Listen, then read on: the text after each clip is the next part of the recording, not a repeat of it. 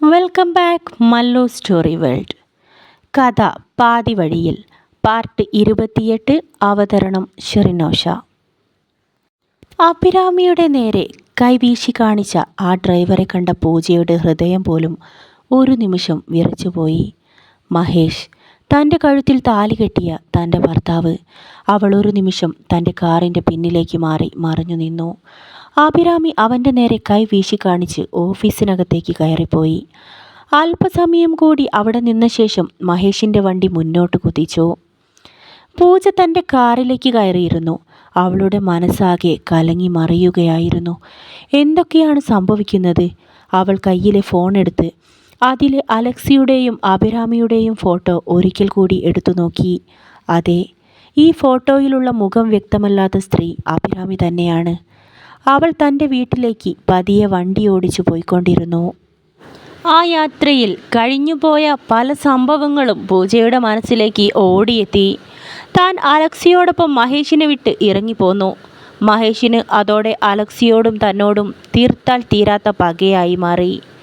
തങ്ങൾ രണ്ടുപേരോടും പകരം ചോദിക്കാൻ വേണ്ടി മഹേഷ് അഭിരാമിയെ ഇവിടെ കൊണ്ടുവന്നു. ആ കെണിയിൽ അവർ അലക്സിയെ വീഴ്ത്തുകയായിരുന്നു. അഭിരാമിയുടെ സൗന്ദര്യത്തിൽ അവൻ മയങ്ങിപ്പോയിരിക്കണം.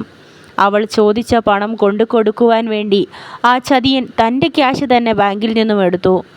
എല്ലാ കാര്യങ്ങളും പൂജയ്ക്ക് വ്യക്തമായി കഴിഞ്ഞിരുന്നു. പൂജ കാറിൽ നിന്നും ഇറങ്ങി വീട്ടിനകത്തേക്ക് കയറി ചെന്നു. എല്ലാം മനസ്സിലാക്കിയ ശേഷം ഇനി തനിക്ക് എന്താണ് ചെയ്യാൻ കഴിയുന്നത്? അവൾ തല പുകഞ്ഞാലോചിച്ചു. ഇല്ല, മഹേഷിൻ്റെ മുൻപിൽ തോൽക്കാൻ താൻ തയ്യാറല്ല. അവൾ എന്തൊക്കെയോ മനസ്സിലുറപ്പിച്ച് അവിടെ നിന്നും വീണ്ടും പുറത്തേക്ക് ഇറങ്ങിപ്പോയി. പിറ്റേ ദിവസം രാവിലെ മാത്യു സാറിൻ്റെ ക്യാബിനിലേക്ക് പൂജ കയറി ചെന്നു. Good morning sir. അവൾ കയറി ചെന്ന പാട് അയാളോടായി പറഞ്ഞു. Good morning, നിങ്ങളാരാണ്? മാത്യു അവളെ ശ്രദ്ധയോടെ നോക്കി. സർ, ഞാൻ സാറിൻ്റെ ഓഫീസിൽ വർക്ക് ചെയ്യുന്ന അലക്സിയുടെ ഫ്രണ്ടാണ്. എൻ്റെ പേര് പൂജ. അവളുടെ വാക്കുകൾ കേട്ടതും മാത്യു അവളെ സംശയത്തോടെ നോക്കി. കേസിൽപ്പെട്ട് കിടക്കുന്ന അലക്സിയെക്കുറിച്ചാണോ പൂജ പറയുന്നത്? അയാൾ അല്പം നീരസത്തോടെ എഴുന്നേറ്റു. അതെ സാർ, ഞാൻ അലക്സിക്ക് വേണ്ടി സാറിനോട് മാപ്പ് ചോദിക്കുന്നു. ഒപ്പം തന്നെ എൻ്റെ കയ്യിലുള്ള ഈ സാധനങ്ങളെല്ലാം സാറിന് തിരിച്ചു തരാൻ ഞാൻ ആഗ്രഹിക്കുന്നു. അവൾ കയ്യിലെ പെട്ടി ടേബിളിലേക്ക് കയറ്റി വച്ചു. ശേഷം പൂജ ആ പെട്ടി തുറന്നു. 1 കോടി രൂപ മുഴുവനും അതിലുണ്ടായിരുന്നു. മാത്യു സാർ വിശ്വാസം വരാതെ പൂജയെ തുറച്ചു നോക്കി. ശേഷം അവൾ ബാഗ് തുറന്ന് ഡ്രീം സിറ്റിയുടെ നഷ്ടപ്പെട്ടു പോയ ഫയൽ പുറത്തേക്ക് എടുത്തു. സാർ, അലക്സിക്ക് ഒരബദ്ധം പറ്റിയതാണ്. ഇതെല്ലാം സാറ് തിരിച്ചെടുത്തോളൂ. ശേഷം എൻ്റെ അലക്സിയുടെ പേരിലുള്ള കേസ് പിൻവലിച്ച് അവനെ എനിക്ക് വിട്ടുതരണം. പൂജ മാത്യു സാറിൻ്റെ മുൻപിൽ കൈ കൂപ്പി അല്പസമയം നിന്നു. ശേഷം അവിടെ നിന്നും തിരിച്ചുപോയി. ആ മുറിയിൽ നിന്നും പുറത്തേക്കിറങ്ങിയ പൂജയുടെ ഉള്ളിൽ എന്തെന്നില്ലാത്ത സന്തോഷമായിരുന്നു. മഹേഷ്, ഈ കളിയിൽ തന്നെ ജയിക്കാൻ ഞാൻ സമ്മതിക്കില്ല. അലക്സി പുറത്തിറങ്ങണം.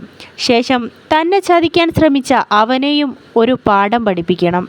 ഒരാളെയും ഞാൻ വെറുതെ വിടില്ല. അലക്സിയെയും മഹേഷിനെയുമെല്ലാം ഈ പൂജ വരച്ച വരയിൽ നിർത്തും. അവൾ മുഷ്ടി ചുരുട്ടി സ്റ്റിയറിങ്ങിൽ ആഞ്ഞിടിച്ചു.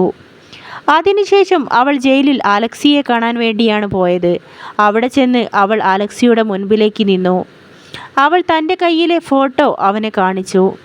അലക്സി, തൻ്റെ കൂടെ ഇരിക്കുന്ന പെൺകുട്ടി ആരാണെന്ന് തനിക്കറിയാമോ? അവളുടെ ചോദ്യം കേട്ടതും അവൻ്റെ മുഖത്ത് ഒരു പരുങ്ങലുണ്ടായി. താൻ എന്നോടിനിയും കള്ളം പറഞ്ഞ് ബുദ്ധിമുട്ടണ്ട. എല്ലാ കാര്യങ്ങളും എനിക്ക് മനസ്സിലായി. താൻ എന്നെ ചതിച്ച് മറ്റൊരു പെണ്ണിൻ്റെ കൂടെ പോയതിൽ ഞാൻ ഏറെ സങ്കടപ്പെട്ടു. പക്ഷേ പിന്നീട് അതിൻ്റെ സത്യാവസ്ഥ അറിഞ്ഞപ്പോൾ എനിക്ക് തന്നോട് സഹതാപമാണ് തോന്നിയത്. അവൾ കാര്യങ്ങളെല്ലാം വിശദമായി അലക്സിയോട് പറഞ്ഞു. മഹേഷ് ഒരുക്കിയ ട്രാപ്പിൽ നീ അകപ്പെടുകയായിരുന്നു. അഭിരാമി മഹേഷ് ഈ നാടകത്തിനായി തിരഞ്ഞെടുത്ത ഒരു പെണ്ണ് മാത്രമായിരുന്നു. അവളുടെ ശബ്ദത്തിൽ ദേഷ്യം നിറഞ്ഞു നിന്നു. അലക്സി, മഹേഷിൻ്റെ തോൽവിക്ക് വേണ്ടി ഞാൻ ഒരിക്കൽ കൂടി തൻ്റെ കൂടെ നിൽക്കാം. അഭിരാമിയെയും മഹേഷിനെയും ഒരു പാഠം പഠിപ്പിക്കണം. നിന്നെ പുറത്തിറക്കാൻ വേണ്ടതെല്ലാം ഞാൻ ചെയ്തിട്ടുണ്ട്. അത്രയും പറഞ്ഞ് പൂജ അവിടെ നിന്നും തിരിച്ചുപോയി. അവളുടെ വാക്കുകൾ അലക്സിയുടെ ഹൃദയം തകർത്തു കളഞ്ഞു. ആ ജയിലറയ്ക്കുള്ളിലും അഭിരാമിയെക്കുറിച്ചുള്ള ചിന്തകളാണ് അയാൾക്ക് മനസ്സിൽ കുളിർമ നൽകിക്കൊണ്ടിരുന്നത്. എല്ലാം നഷ്ടപ്പെട്ടവനെ പോലെ അയാൾ വെറും നിലത്തേക്കിരുന്നു. പൂജയും ഇനിയൊരിക്കലും തനിക്ക് സ്വന്തമാവില്ലെന്ന് അവന് മനസ്സിലായി. 2 ദിവസങ്ങൾക്ക് ശേഷമുള്ള ഒരു വൈകുന്നേരം അഭിരാമി ഓഫീസ് കഴിഞ്ഞ് തൻ്റെ വീട്ടിലേക്ക് കയറി വന്നു. യമുനയോട് ഭരതനും അലക്സിക്കുമെതിരെ കേസ് കൊടുക്കാനുള്ള നിർദ്ദേശങ്ങൾ നൽകി പോന്നിട്ട് കുറച്ച് ദിവസങ്ങളായിരിക്കുന്നു. അവർക്കെതിരെയുള്ള കേസിൻ്റെ നിയമവശങ്ങളൊക്കെ ഒരു വക്കീലുമായി പറഞ്ഞു വച്ചിട്ടുണ്ട്. ആവശ്യമായ കാര്യങ്ങളെല്ലാം മഹി ചെയ്തു കഴിഞ്ഞു. ഇനി എത്രയും പെട്ടെന്ന് ഭരതൻ കൂടി തൻ്റെ ആഗ്രഹത്തിനൊത്ത് അഴികൾക്കുള്ളിലായാൽ മാത്രം മതി. അവൾ സ്വസ്ഥമായി തൻ്റെ റൂമിലേക്ക് കയറി. മഹേഷും വിഷ്ണുവും എന്തോ ആവശ്യത്തിനായി വീട്ടിലേക്ക് പോയിരിക്കുകയാണ്. പൂജ ഇറങ്ങിപ്പോയതിനു ശേഷം മഹേഷ് വീട്ടിലേക്ക് ചെല്ലാറില്ലെന്ന പരാതിയുമായി അശോകൻ സാറും ഭാര്യയും എല്ലാ സമയത്തും മഹേഷിനെ വിളിച്ചുകൊണ്ടിരിക്കാറുണ്ട്. മമ്മിയുടെ പരാതി തീർക്കാനും കൂടി വേണ്ടിയാണ് അവൻ പോയിരിക്കുന്നത്. മഹിക്ക് തന്നോട് ഒരുപാട് ഇഷ്ടമുണ്ടെന്ന് ഇതിനോടകം താൻ എത്രയോ തവണ മനസ്സിലാക്കിയിരിക്കുന്നു. മഹിയോട് തൻ്റെ ഉള്ളിലും വല്ലാത്ത ഒരിഷ്ടം പടർന്ന് പന്തലിച്ചു കഴിഞ്ഞു. അവളേതോ സ്വപ്നലോകത്തു കൂടി ഏറെ സന്തോഷത്തോടെ പാറി നടന്നു. പെട്ടെന്ന് വീടിന് പുറത്തു നിന്നും എന്തോ ശബ്ദം കേട്ട് അവൾ ഉടനെ ഡൈനിങ് ഹാളിലേക്ക് കടന്നു വന്നു. മുൻവശത്ത് കോളിംഗ് ബെൽ ശബ്ദിച്ചു. അവൾ വാതിൽ പഴുതിലൂടെ പുറത്തേക്ക് നോക്കി. ആരോ ഒരാൾ മുൻവശത്ത് പുറം തിരിഞ്ഞു നിൽക്കുന്നു. പതിയെ അവൾ വാതിൽ തുറന്നു. മുന്നിലെ ആൾ അവൾക്ക് നേരെ തിരിഞ്ഞു. അഭിരാമിയുടെ മുഖത്ത് ഒരു നടുക്കമുണ്ടായി. അലക്സി. അവളുടെ ചുണ്ടുകൾ പതിയെ ചലിച്ചു.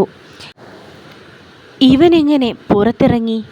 തൻ്റെ താമസം ഇവിടെയാണെന്ന് ഇവൻ എങ്ങനെ അറിഞ്ഞു? അവൾ പെട്ടെന്ന് പുറത്തേക്കിറങ്ങി വന്നു. അലക്സി, താൻ എങ്ങനെ രക്ഷപ്പെട്ടു? എല്ലാ കേസും തീർന്നോ? അവൾ എന്താണ് സംഭവിച്ചതെന്നറിയാൻ ആകാംക്ഷയോട് ചോദിച്ചു. എൻ്റെ അഭിരാമി, ഞാനാകെ പേടിച്ചു പോയി. നിന്നെ ഇനി കാണാൻ കഴിയില്ലെങ്കിലോ എന്നുള്ള പേടിയായിരുന്നു എൻ്റെ മനസ്സിൽ. ഭാഗ്യം കൊണ്ടാ ഞാനിപ്പോൾ പുറത്തിറങ്ങിയത്. അവൻ സ്നേഹത്തോടെ അവളെ നോക്കി. അവൾക്ക് ആശ്വാസമായി. പ്രശ്നമൊന്നുമില്ല. അവൻ സത്യമൊന്നും മനസ്സിലാക്കിയിട്ടില്ല. എങ്കിലും ഇവൻ എങ്ങനെ രക്ഷപ്പെട്ടു? അലക്സി പെട്ടെന്ന് വീട്ടിനകത്തേക്ക് കയറി വന്നു. എത്ര ദിവസം കഴിഞ്ഞ അഭിരാമി ഞാൻ നിന്നെ ഒന്ന് കാണുന്നത്? ഒരു കപ്പ് ചായ എങ്കിലും താടി. അയാൾ അവൾക്കൊപ്പം അകത്തേക്ക് നടന്നു. അവർ രണ്ടുപേരും അകത്തേക്ക് കയറിയതും വീടിൻ്റെ മുൻവശത്തു നിന്നും ഒരാൾ കൂടി അവളെ കാണാതെ അകത്തേക്ക് കയറിയിരുന്നു. വാതിലടിക്കുന്ന ശബ്ദം കേട്ട് അഭിരാമി തിരിഞ്ഞു നോക്കിയതും അകത്ത് കയറിയ ഭരതനെ അവൾ കണ്ടു കഴിഞ്ഞിരുന്നു. അവളുടെ തലച്ചോറിലൂടെ അപകടത്തിൻ്റെതായ ഒരു സിഗ്നൽ പാഞ്ഞുപോയി. ഭരതൻ്റെ ചുണ്ടിൽ ക്രൂരമായ ഒരു പുഞ്ചിരി തെളിഞ്ഞു. അലക്സി അഭിരാമിയെ നോക്കി. എടി പുല്ലേ, ഇത്ര നാളും നീ എന്നെ ചതിക്കുകയായിരുന്നു അല്ലേടി? മഹേഷിൻ്റെ കൂടെ ചേർന്ന് നീ പ്രതികാരം ചെയ്യായിരുന്നു അല്ലേ? ഒരിക്കലും ഞാനിതൊന്നും അറിയില്ലെന്നാണോ നീ കരുതിയത്? അലക്സിയുടെ കണ്ണുകൾ ദേഷ്യത്താൽ തിളങ്ങിയിരുന്നു. അലക്സി, അവളെ തൂക്കിയെടുക്ക്. ഇവിടെ കൂടുതൽ സമയം നമുക്ക് നിൽക്കാൻ പറ്റില്ല. മഹേഷ് ഇവിടേക്ക് വരാൻ സാധ്യതയുണ്ട്. നമുക്ക് ഇവളെയും കൊണ്ട് പെട്ടെന്ന് ഇവിടെ നിന്നും പോകണം. അലക്സി അവൾക്കരികിലേക്ക് കുതിച്ചു വന്നു. പാതി വഴിയിൽ ഈ കഥയുടെ ഈ ഭാഗം ഇവിടെ അവസാനിക്കുകയാണ്. അവസാന പാർട്ടിനായി കാത്തിരിക്കൂ. ഞാൻ ഉടൻ തന്നെ വരുന്നതാണ്. Bye bye.